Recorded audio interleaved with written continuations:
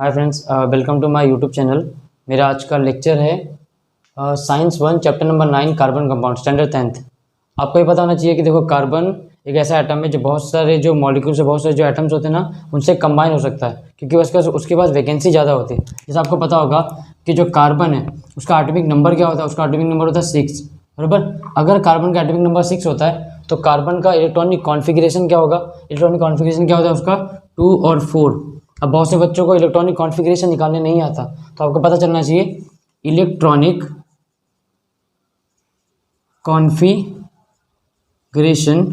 इसको हम निकालते कैसे हैं। ध्यान से देखो, आपको पता होगा कोई भी सेल के पास कोई भी सेल उसके पास 4 प्रकार के सेल्स होते हैं, K, L, M और N।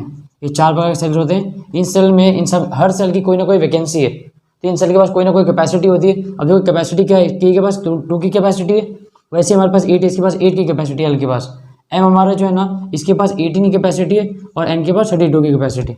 अब आपको पता होगा अगर कार्बन 6 है तो अगर मेरे पास कार्बन 6 है, फर्स्ट एटम में अगर जाएगा K वाले सेल में तो कितना जाएगा, 2 जाएगा।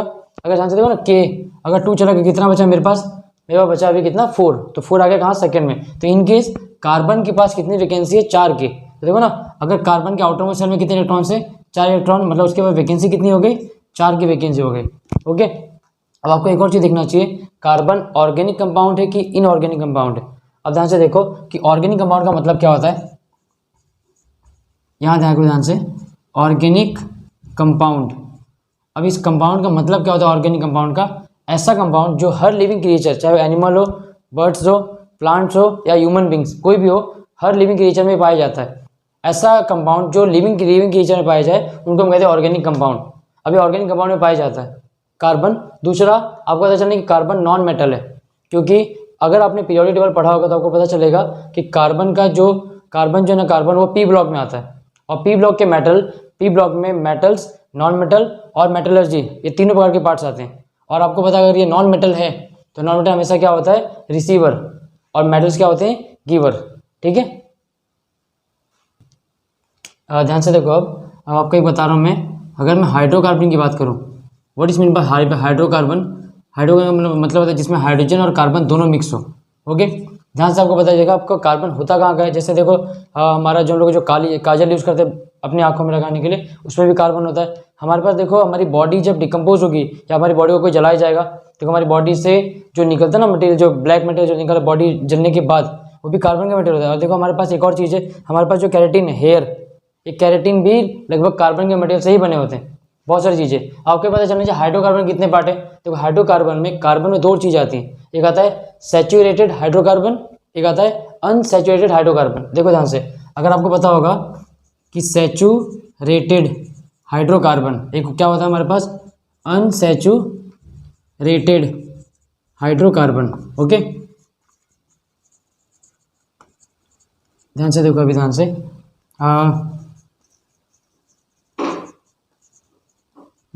ओके, देखो हाइड्रोकार्बन के 2 पार्ट्स हैं, सैचुरेटेड हाइड्रोकार्बन और अनसैचुरेटेड हाइड्रोकार्बन। अब देखो इन दोनों का मतलब क्या होता है मालूम है, ऐसा इन दोनों को समझने का क्या, आपको देखो ध्यान से, आपको बेसिकली समझना फटाफट क्या, कि अगर सैचुरेटेड की बात करूंगा मैं, ऐसा हाइड्रोकार्बन जिनमें सिंगल बॉन्ड बने वो हमारा सैचुरेटेड हो गया। ऐसा हाइड्रोकार्बन जिनमें सिंगल ना बनकर डबल और ट्रिपल बॉन्ड बनता है वो हमारा क्या होता है, अनसैचुरेटेड हाइड्रोकार्बन। जैसे ध्यान से देखो, अगर मेरे पास सिंगल बॉन्ड बन रहा है, ओनली सिंगल बॉन्ड, जैसे देखो अगर सिंगल बॉन्ड है तो इनमें क्या होगा मालूम, इनका नाम क्या होगा, अल्केन्स।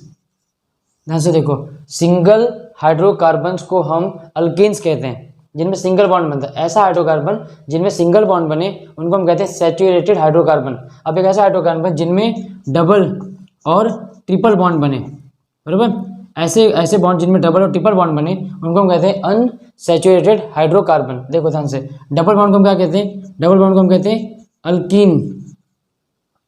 अल्कीन्स, और हम ट्रिपल बॉन्ड को कहते हैं अल्काइंस। ओके, ध्यान से देखो, सिंगल बॉन्ड हमारा क्या है, अल्केन, डबल बॉन्ड को कहते हैं अल्कीन्स, और ट्रिपल बॉन्ड को क्या कहते हैं, अल्काइंस। ये 3 प्रकार के आपके बॉन्ड्स हैं। ध्यान से देखो, सैचुरेटेड हाइड्रोकार्बन आएगा तो क्या आएगा, सिंगल बॉन्ड, उसमें क्या आता है हमारा अल्केन्स। अगर अनसैचुरेटेड हाइड्रोकार्बन की बात करूंगा मैं तो क्या होगा, अल्कीन्स और अल्काइंस, इनमें डबल बॉन्ड और ट्रिपल बॉन्ड होंगे। इसको आपको इतना आपको समझना है, ठीक है।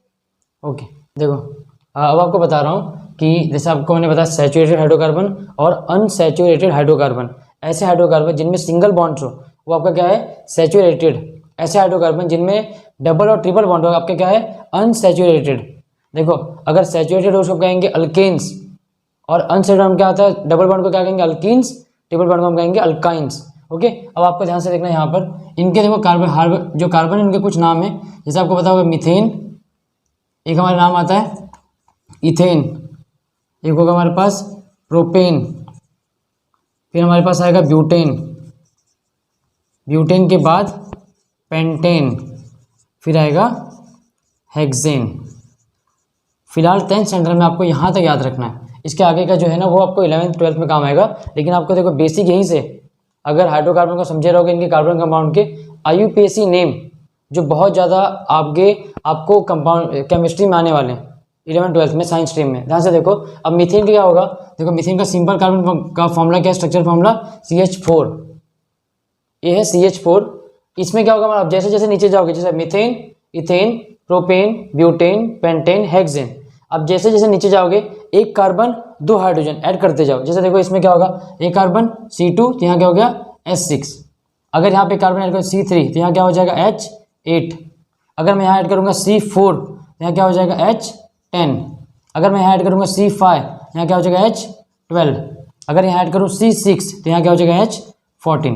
ये आपका हाइड्रोकार्बन के एग्जाम्पल। अब ध्यान से देखो हम इनके नाम कैसे लिखेंगे, अब आपको पता चला अगर मैं इसकी बात करूँ, ध्यान से देखो क्या हमारे पास मीथेन, मैंने अभी थोड़ा टाइम पहले बताया आपको अगर कार्बन है, कार्बन का कितनी की वैकेंसी होती है 4 की वैकेंसी, 4 प्रकार के आइटम को वो बॉन्ड बना सकता है। ध्यान से देखो हमारे पास हाइड्रोजन कितना है 4 है, देखो ध्यान से 1 2 3 4, ये क्या बन गया हमारा इसका मीथेन का स्ट्रक्चर। वही अगर समझो आपको इसका स्ट्रक्चर बनाना हो किसका इथेन का तो कैसे बनेगा सिंपली एकदम C2H6, तो क्या होगा अगर मैं यहाँ लिखूँ C2H6 तो कैसे बनेगा, ध्यान से देखो यहाँ पर कार्बन कितना 2 है मेरे पास, देखो ध्यान से 1 और 2 कार्बन में मैंने बॉन्ड बनाया। अब क्या होगा ध्यान से देखो आपको मैंने बताया कि कार्बन के पास 4 की वैकेंसी है तो क्या हो जाएगा 1 2 3 और ये 4, फिर देखो यहाँ से गिनता 1 2 3 और ये 4 हो गया ना। अब कितना होगा टोटल, देखो हमारे ध्यान से कि बाहर के पास कितने हाइड्रोजन से 1 2 3 4 5 6 हो गया। देखो ध्यान से ये मेरा क्या था इथेन, इथेन क्या था C2H6, तो देखो C2 और H6 1 2 3 4 5 6 हो गया। अब इनका हम नाम कैसे लिखेंगे, ध्यान से देखो एक कार्बन कितने हाइड्रोजन को अटैच है 3 हाइड्रोजन को, इसका नाम क्या आ जाएगा CH3, सिंगल बॉन्ड क्या आ जाएगा CH3, यहाँ क्या हो जाएगा CH3। अगर ध्यान से देखो मैं अगर कहीं भी किसी भी प्रकार के आइटम में सिंगल बॉन्ड डाल रहा हूँ मतलब क्या है वो सैचुरेटेड हाइड्रोकार्बन, समझे। देखो ध्यान से इसका नाम क्या आ गया CH3 समझे आप लोग। अब आपको आगे बताता हूँ, ध्यान से देखो अगर मैं पेंटेन का स्ट्रक्चर बनाऊँ कैसे होगा, पेंटेन हमारा क्या होता है C5H12, ध्यान से देखो C5H12 पेंटेन कितना कार्बन मेरे पास 5 और हाइड्रोजन कितना 12 है, इनका हम स्ट्रक्चर कैसे बनाएंगे, ध्यान से देखो 2 3 4 5 कार्बन। अब आपको पता है कार्बन की वैकेंसी कितनी हो 4 की वैकेंसी होती है क्योंकि 4 का उनके जो आउटर में सेल में कितने इलेक्ट्रॉन से 4 इलेक्ट्रॉन है, इसलिए उनकी वैकेंसी 4 है। अब क्या हो जाएगा ध्यान से देखो 1 2 3 4 4 का आइटम हो गए। अब यहाँ पे 1 ये 2 3 4 फिर से 1 2 3 4 फिर से 1 2 3 4 फिर 1 2 यहाँ पे 2 3 और 4। अब क्या हो जाएगा हमारे पास हाइड्रोजन कितने हैं 12, कितना हो जाएगा ध्यान से देखो 1 2 3 4 5 6 7 8 9 10 11 12, समझे कि इसको मैंने कैसे बनाया। इसका स्ट्रक्चर एकदम सिंपल था C5H12 था, मैंने 1 2 3 4 5 कार्बन और 12 हाइड्रोजन। अब इनका नाम कैसे करना है, ध्यान से देखो एक कार्बन कितने हाइड्रोजन को अटैच है 3, यहाँ क्या हो जाएगा नाम CH3। ओके, अब ये कार्बन कितने हाइड्रोजन को अटैच है 2, तो क्या हो जाएगा यहाँ पे CH2। अब ये हाइड्रोजन कितने का अटैच CH2, फिर यहाँ क्या बनेगा यहाँ पे भी देखो वही CH2 और यहाँ क्या आएगा CH3। ऐसे इनका कंपाउंड के नाम लिखने अगर आपको एग्जाम में आएंगे तो, ऐसे बहुत सारे क्वेश्चन जो एग्जाम में आपके आएंगे यहाँ इस बार के एग्जाम में ऐसे सब क्वेश्चन आएंगे। ओके, नेक्स्ट आपको बताता हूँ। ओके, अब आपको कुछ और चीज़ बता रहा हूँ, ध्यान से देखो अगर मैं कुछ कंपाउंड्स के नाम लिख रहा हूँ इनका स्ट्रक्चर आपको याद रखना है। फिर आपको बताऊंगा इनके कि कहाँ पर इनमें प्रीफिक्स लगता है और कहाँ पर हमको सफिक्स लगाना है। ओके, ध्यान से देखो। अब अगर मैं नाम बात याद करूँ तो कहाँ से, अल्कोहल, बराबर। अल्कोहल है ना, इनका स्ट्रक्चर हमको इनका ये दिखता मालूम कैसे, इनका कंपाउंड OH। अल्कोहल रहेगा फंक्शनल ग्रुप में कभी भी तो उसको हम कैसे पहचानेंगे, क्या है हमारा OH। अगर OH है तो हमारा उसका नाम क्या होगा, अल्कोहल, वो अल्कोहल है। ओके, अब अल्कोहल में लिखा लगता है हमेशा हमारा सफिक्स लगेगा। अब मैं आपको बताऊंगा प्रीफिक्स कहाँ लगता है आपके 10th के स्टैंडर्ड में। फिलहाल प्रीफिक्स कहाँ कहाँ लगेगा मैं आपको बताऊंगा। फिलहाल आपको सफिक्स पे ध्यान देना। अगर अल्कोहल है तो आपका OH है। अब OH में क्या होता है मालूम है, ऑल, लास्ट में, हाँ, सफिक्स में ऑल लगेगा। दूसरा, अगर मैं बात करूँ अल्डेहाइड का, अल्डेहाइड, तो अल्डेहाइड में क्या होता है, CHO। अगर आपको ये फंक्शनल ग्रुप दिखा CHO वाला तो इनको कहते हैं अल्डेहाइड। अल्डेहाइड के ग्रुप को क्या लगता है मालूम है, अल, AL, अल लगता है। अल्डेहाइड के ग्रुप में क्या लगेगा मालूम है, अल लगेगा। अगर मैं बात करूँ एक और चीज़, ध्यान से देखो, अगर मैं बात करूँ कीटोन, तो कीटोन, कीटोन में क्या लगेगा मालूम है, कीटोन में C+O या फिर CO ये लगता है। कीटोन का जो फंक्शन फॉर्मूला होता है क्या होता है हमारा, 1। कीटोन को हम क्या कहते हैं, 1 लिखते हैं। अब कीटोन का मुझे पता है 1 लिखूंगा। दूसरा, अगर मैं बात करूँ एक और चीज़, देखो पहले आपको मैंने क्या बताया, अल्कोहल। दूसरा मैंने देखो अल्कोहल रहेगा तो उसका फंक्शनल ग्रुप क्या होता है, आपको जो नाम दिया रहेगा ना उसमें वो रहेगा OH। कहाँ पर, फंक्शनल ग्रुप में OH रहेगा। अगर OH है तो उसमें नाम क्या आएगा, OL, लास्ट में सफिक्स में डालना है IUPAC नेम में। दूसरा, अगर अल्डेहाइड है, अल्डेहाइड मतलब क्या होता है, CHO, इसका फंक्शनल ग्रुप का नेम, हाँ, इसका स्ट्रक्चर CHO अगर है तो उनका लिखेंगे L। दूसरा, अगर कीटोन है, कीटोन को हम क्या लिखते हैं, C+O या फिर CO। कीटोन को सफिक्स में क्या आता है हमारे पास 1। अगर एक और चीज़ आपको बताऊँ, ध्यान से देखो, ये लिखा है कार्बोक्सिलिक एसिड। अगर मेरे पास कार्बोक्सिलिक एसिड है, इसका फंक्शन कैसे लिखता है, स्ट्रक्चर देखो, COOH। कार्बोक्सिलिक एसिड कैसे लिखता है, COOH। इसको हम कैसे लिखेंगे मालूम है, इसको हम लिखेंगे ओइक एसिड। ये हमारा ओइक एसिड है। ओके, अब ध्यान से देखो, एक चीज़ आपको मैंने बताया। अब एक और चीज़ मालूम इसमें क्या आता है, एक और चीज़ आता है अमाइंस। अमाइंस क्या होता है, अमाइंस हमारा रहेगा NH4 या 3, NH4 या NH3 हम लोग लिखा सकते हैं। अमाइंस को जो होता है ना, NH4, NH2, NH3 हम इसको लिख सकते हैं। ध्यान से देखो, मैं अमाइंस को NH2 लिख रहा हूँ अभी फिलहाल। देखो NH2 हम लोग अमाइन को क्या लिखते हैं, अमाइंस ही लिखते हैं, अमाइन। ओके, एक और मैं देखो एक बार फिर से आपको शुरू से बताता हूँ। अल्कोहल अगर रहेगा तो हम क्या कहेंगे, OH। OH में प्रीफिक्स सॉरी सफिक्स क्या लगता है, OL, बराबर। अगर मैं दूसरी बात करूँ अल्डेहाइड, अल्डेहाइड हमारा CHO है, लास्ट में क्या लगेगा, सफिक्स में अल। अब आपको मैंने बताया तीसरा कीटोन, कीटोन में C+O या फिर CO, हमारा सफिक्स में क्या आएगा, 1। अब एक और चीज़ आपको बताया मैंने, कार्बोक्सिलिक एसिड, तो COOH, तो हम कहेंगे ओइक एसिड। तीसरा लास्ट हमारे पास है अमाइंस, अमाइंस को कहते हैं NH2 और लिखते हैं हम लोग अमाइन में। अब एक और चीज़ हमारे पास है, उसका नाम मालूम में क्या है, अब ये कहाँ लगे, ध्यान से देखो। अगर मैं बात करूँ क्लोरो, हाँ, ब्रोमो, और तीसरा मालूम है इसका नाम क्या है, इसका नाम है आयोडो। क्लोरो, ब्रोमो और आयोडो। क्लोरो का फॉर्म देखो स्ट्रक्चर रहेगा Cl, हाँ, ब्रोमो का रहेगा Br, आयोडो करेगा I।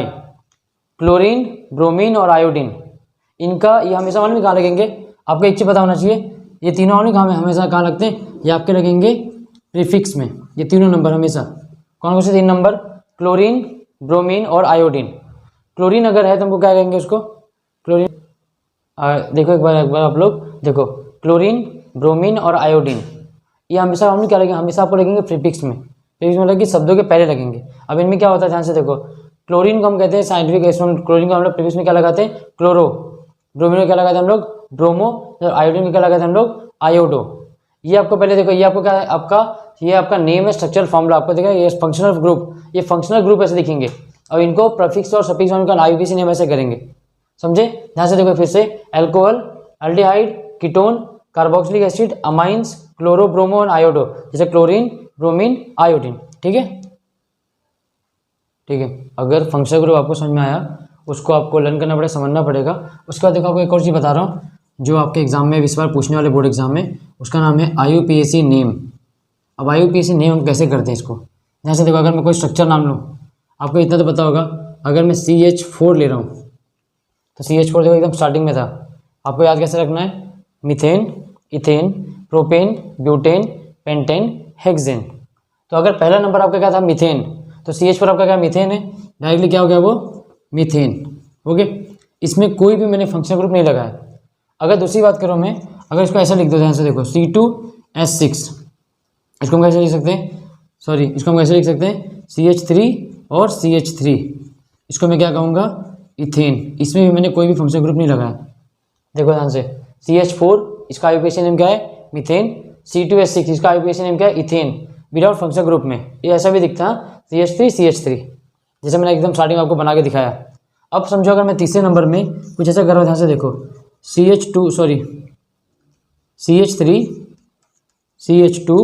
CH2 यहाँ पर मैंने OH लगा दिया, इनका आईयूपीएसी नेम क्या होगा।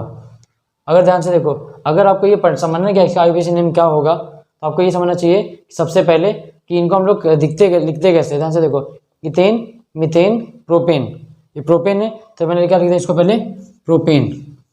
ओके, अब देखो ध्यान से, प्रोपेन लिख दिया पहले, सबसे पहले आप लिख दो इसको इजीली, क्या इथेन, मीथेन, प्रोपेन है। ओके, लास्ट में क्या लगा इसमें अल्कोहल, मतलब फंक्शनल ग्रुप क्या लगा हमारे पास, यहाँ पर हमारे पास लगा अल्कोहल ग्रुप। अल्कोहल ग्रुप हम क्या कहते हैं मालूम है, अल्कोहल को ऑल। तो ध्यान से देखो, प्रोपेन की जगह जो ई है ना, ई ये कट के यहाँ पे क्या आ जाएगा OL, क्या हो जाएगा प्रोपेनॉल। प्रोपेन क्या बन गया प्रोपेनॉल। प्रोपेनॉल कैसे बना, कौन सा ग्रुप लगा था इसमें, फंक्शनल ग्रुप अल्कोहल। ओके, लेकिन अब आपको ये देखना है कि फंक्शनल ग्रुप ना नजदीक कहाँ से आता है। अगर देखो यहाँ से गिनूँ 1 2 3 या यहाँ से गिनूंगा 1 2 3, दोनों सेम ही है। मतलब हमारे देखो फंक्शनल ग्रुप जो अल्कोहल है वो कौन से नंबर पे लगा हुआ है, हमारा फंक्शनल ग्रुप किस नंबर पे, सेकंड नंबर पे। तो क्या हो जाएगा यहाँ पे हो जाएगा 2 प्रोपेनॉल, ये हमारा आईयूपीएसी नेम हो गया। अगर आपको फोर्थ का बताऊँ, ध्यान से देखो एक और क्वेश्चन दे रहा हूँ, समझो CH3 CH2 CH2 CH3। Okay, ये मैंने ऐसे नॉर्मल एक फॉर्मूला एग्जांपल बता दिया। अगर समझो कि इसमें अल्कोहल की जगह, अगर समझो मैं यहाँ पर मैं आयोडीन लगा रहा हूँ, अब क्या होगा। तो अगर मैं यहाँ पे आयोडीन लगा रहा हूँ तो इसका क्या होगा नाम, मैं आपको बताया ना। ध्यान से देखो, मैंने आपको यही बताया कि जब कभी भी आयोडीन, ब्रोमीन और क्लोरीन लगेगा तो ये तीनों कहाँ लगेंगे, हमेशा प्रीफिक्स में, ये सफिक्स में नहीं जाएंगे। तो क्या होगा, ध्यान से देखो, ये कितने कार्बन है, इथेन, मीथेन, प्रोपेन, ब्यूटेन, ये ब्यूटेन है। मैं पहले लिख दूंगा ब्यूटेन, ये हो गया ब्यूटेन। ओके, अब क्या होगा, ब्यूटेन में प्रॉब्लम क्या है, इसमें क्या लगा आयोडीन, तो क्या हो जाएगा इसका नाम होगा आयोडो ब्यूटेन, बराबर। ध्यान से देखो, ये आयोडो ब्यूटेन तो हो गया, पर एक और प्रॉब्लम मालूम क्या है इसमें हमको फंक्शनल ग्रुप आयोडीन लगा है। अब वो कौन से नंबर पे, ध्यान से देखो, आप क्या करोगे, फंक्शनल ग्रुप नज़दीक कहाँ से, देखो यहाँ पे 1 2 3 4, अगर मैं यहाँ से लूँ 1 2 3 4, मतलब यहाँ से नज़दीक है, दूर तरफ है ना। तो मैं क्या करूँगा, मेरा जो आयोडीन है फंक्शनल ग्रुप कहाँ पे लगा, सेकंड नंबर पे, क्या लिखूँगा यहाँ पे 2 आयोडो ब्यूटेन, इसका आ गया फंक्शनल ग्रुप, इसका नेम आ गया। ठीक है, ध्यान से देखो, कुछ और आपको नाम बता रहा हूँ। ध्यान से देखो, यहाँ पे CH3 CH2, अगर मैं CO ले रहा हूँ और यहाँ पे लिख रहा हूँ CH3, आपको पता चलेगा कि इनका आईयूपीएसी नेम क्या होगा। देखा तो अगर मैं CO ले रहा हूँ, यहाँ पे C+O है, तो मेरा कौन सा ग्रुप है, कीटोन। कीटोन में सफिक्स क्या लगता है 1, आपको ने इसके पहले चार्ट बना के दिया, देखा ध्यान से। तो क्या होगा मालूम, पहले कार्बन देखो कितना है, मीथेन, इथेन, प्रोपेन, तो प्रोपेन है ये, मैं लिखूंगा मैं इसको प्रोपेन, हो गया। प्रोपेन लिखने के बाद आपको पता चलेगा इसमें ग्रुप कौन सा लगा है, ये कौन सा ग्रुप है, कीटोन का। कीटोन में हम क्या लगाते हैं 1, तो मैं क्या करूँगा, ई की जगह क्या लिखूंगा यहाँ पे 1, तो क्या हो जाएगा प्रोपेनॉन हो गया, बराबर। इतना तो हो गया, लेकिन आपको ये पता चलना है कि आपका जो फंक्शनल ग्रुप है कीटोन का, ये लगा कहाँ पर है, तो फर्स्ट, सेकंड, थर्ड या 1 2 3 हर जगह से एक ही नंबर आ रहा है ना, सेकंड पे। तो क्या हो जाएगा, यहाँ पे हो जाएगा नंबर 2 प्रोपेनॉन। ओके, अगर समझो एक और नंबर दे रहा हूँ मैं, ये CH3 या COOH, अब इसका नाम क्या आएगा। ध्यान से देखो, आपको पता है कि ये मीथेन है, बराबर। मीथेन में मैंने कौन सा क्या ऐड किया है, ऑइक एसिड, कार्बोक्सिलिक एसिड, C+OH क्या, ये आपको COOH क्या दिखता है, कार्बोक्सिलिक एसिड के प्रीफिक्स में, सॉरी हाँ सफिक्स में क्या लगता है, सफिक्स में लगेगा ऑइक एसिड, तो क्या हो जाएगा, ध्यान से देखो, ये हो जाएगा, आपको पता है ये है मीथेन, ये हो गया मीथेन, बराबर। अब मीथेन में लास्ट का जो ई है वो वहाँ पे क्या हो जाएगा, कैंसर, वहाँ पे क्या लगेगा OIC, ऑइक एसिड, तो क्या होगा ये मिथेनोइक एसिड। मिथेनोइक एसिड तो हो गया। अभी देखो इसमें कोई भी नंबर है फर्स्ट पे लगा हुआ है ना, तो इसको हमको नाम देने की कोई जरूरत नहीं है। अगर इसको लिख दें ना 1 मिथेनोइक एसिड तो भी चलेगा, और अगर नहीं लिखेंगे तो भी चलेगा, कोई दिक्कत नहीं। तो आपका क्या हो गया, ये मिथेनोइक एसिड। ओके, ये खत्म होने के बाद आपको एक और चीज़ पता चलने वाली है क्या, एक और फंक्शनल ग्रुप जो है आपको आना चाहिए। एक नाम है उसका CH3CH2 CH2 CH3। अगर यहाँ मैं लगा रहा हूँ, ध्यान से देखो, यहाँ मैं क्या लगा रहा हूँ CHO। अब इसका नाम क्या होगा, ध्यान से देखो, कितने कार्बन ग्रुप है, 1 2 3 4 5, 5 को क्या कहते हैं, पेंटेन, 6 को हेक्सेन कहते हैं। तो ethane, methane, propane, butane, pentane, ये पेंटेन है, तो मैंने लिख दिया पेंटेन। पेंटेन लिखने के बाद आपको पता है कि कौन सा ग्रुप है ये ग्रुप है अल्डेहाइड।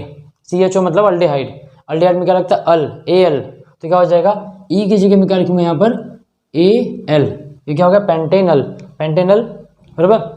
अब पेंटेनल हो गया, लेकिन आपको पता होना चाहिए कि ये कौन से ग्रुप पे लगा, फंक्शनल ग्रुप जो है ना, ये फंक्शनल ग्रुप ये कौन से नंबर पे, 1 2 3 4 5, और यहाँ से गिनूंगा तो 1 2 3 4 5, नज़दीक कहाँ से, नज़दीक यहाँ से, मतलब मैं क्या लूँगा, सेकेंड नंबर पे, क्या हो जाएगा, 2 पेंटेनल, हो गया मेरा आंसर।